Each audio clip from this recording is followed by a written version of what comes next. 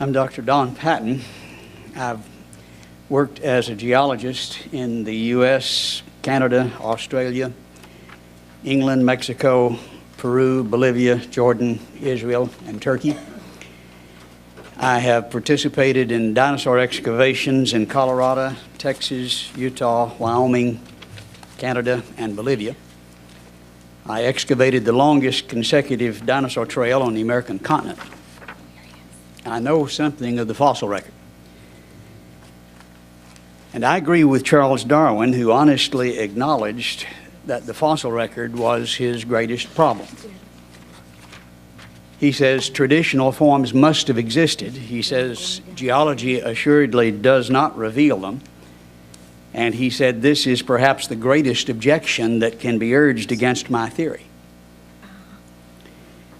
Darwin predicted that his greatest problem, the fossil record, would be solved in the future, and we've heard some of those predictions today still. Predictions provide opportunities to test theories, but Darwin's predictions failed. I have seen this, and objective evolutionary scientists readily acknowledge this.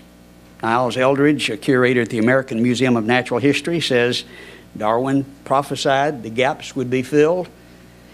It has become abundantly clear the fossil record will not confirm this part of Darwin's predictions, nor is the problem a miserably poor record. The fossil record simply shows that this prediction was wrong. Now, to people with great faith in evolution, that doesn't matter. But hiding these realities from our school children is inexcusable. Censorship has no place in science. Worse than that, we hear dedicated propagandists telling students there are transitional forms everywhere. And some evolutionists of great faith claim every fossil is a transitional form. Michael Ruse, one of our nation's leading philosophers of science, a devout evolutionist, acknowledges the fanatical promotion of evolution is religious. In the National Post, he says evolution is promulgated as an ideology, a secular religion, a full-fledged alternative to Christianity. He's not saying that's necessarily the case, teaching evolution, but he says we often see fervor that would rival a fundamentalist preacher. And we've seen that today. In the journal Science, he says creationists do have a point. This popular evolutionism is often an alternative to religion, and it exists. And I agree with Dr. Ruse. When we hear fervent dogmatists insisting that their view has no weakness, or we shouldn't talk about it, we see religious fundamentalism, not good science. Our school children have a right to all the evidence in spite of the propagandistic demands of evolutionary religious fanatics. Please do not hinder that opportunity. Mr. Mercer. Well, thank you for being here. I have a lot of respect for where you've been, what you've seen, what you've done.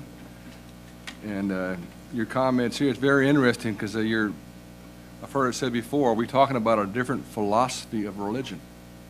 I've heard concerns before, is evolution another philosophy of religion? Humanistic naturalism has been defined by the Supreme Court as a religion. As a religion. And of course it was Michael Ruse, the philosopher of science. I've talked with him 2 different occasions in the past year. He's a nice fellow, but he's as devoted an evolutionist as you'd ever meet. But he acknowledges this is religion, and you just listen to the fervor and the dogmatism, and I think that's establishment of religion when we say you teach this and nothing else. I'd like to say that we talk about, again, 99% agreement. The issue of microevolution. We brush our teeth, we wash our hands, we put a Band-Aid over an open wound.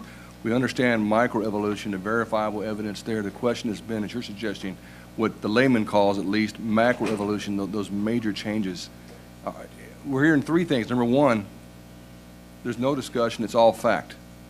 Your comment on that? That's religious dogmatism.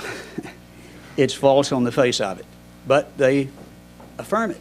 I believe, and it's a statement of faith. And we've heard today, we've heard last time, we've heard in November, we've heard in the papers that there's complete agreement among scientists. Is that true? Let me put it bluntly. That's a lie. I think a lie is too nice a word, but thank you. Okay. Yes. Ms. Lowe? Dr. Patton, you've heard possibly some discussion about our Earth and space science standards, and we have a standard that deals with fossils, and as the standard reads now, it refers to proposed transitional fossils. Would you deem that an accurate assessment of the transitional fossil record, or do you believe that it's unquestioned? I'm not sure I understand that. I'm asking about the word proposed transitional fossils. Does the science community agree about the transitional fossils, or is there still some disagreement, or are some not questioned? The word proposed is what I'm asking about. There's tremendous disagreement. You've got Niles Eldridge, you've got Stephen Stanley from Johns Hopkins, and of course Stephen Gould, the late Stephen Gould, saying no, this is not so. And then you've got Dawkins saying, well, yes, there are all kinds of them.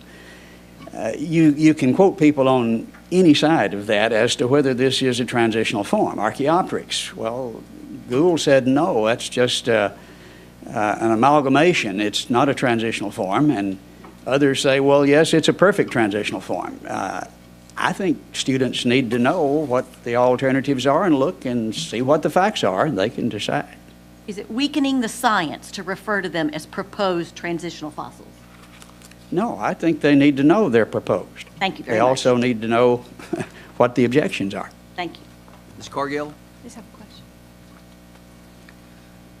Yes, thank you so much for being here today, and I appreciate the information you have. And I'm also very fascinated by the fossil record, and I think it's something that our students really enjoy learning about. I mean, you say the word dinosaur, and they're all over it. So I'd like to hear more at some point, maybe afterwards, about your looking into the dinosaur findings you saw. But do you know about how much, I've done a little research and I'm just trying to confirm it, how much of the fossil record has been filled in? Do you have any data on that? Or I can tell you what I found and you could tell me. Well, in order to know how much has been filled in, you have to know what was there to be filled in. Well, so okay. It's a matter of interpretation. You will find credible scientists, evolutionary scientists, who will say there are major gaps at every level where you're talking about classes or orders, anything significantly different. There's a gap, a dramatic gap. And others will say no, because if you got a fossil, this is transitional somewhere, and they have great faith that somewhere it fits in, and so they'll say no. Well, one of the figures I have found, one of the numbers, and I've seen this consistently in other places, was less than 1% of all species is what we have fossil evidence for, approximately. That's what scientists think. And whether that's true or not, we know it's a very small number that has been found out of the possibilities. And what I have seen in some science books and in my readings is that the reason the number is so small is because we just haven't found the others yet. Okay.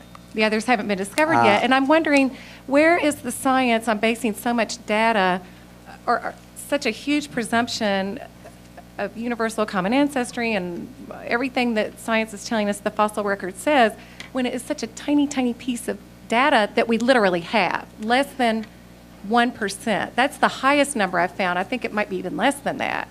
Well, the problem is there are billions and billions of clams.